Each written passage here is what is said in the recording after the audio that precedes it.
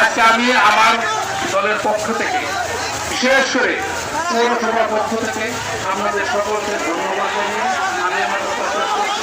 আসসালামু আলাইকুম ওয়া রাহমাতুল্লাহি ওয়া বারাকাতুহু।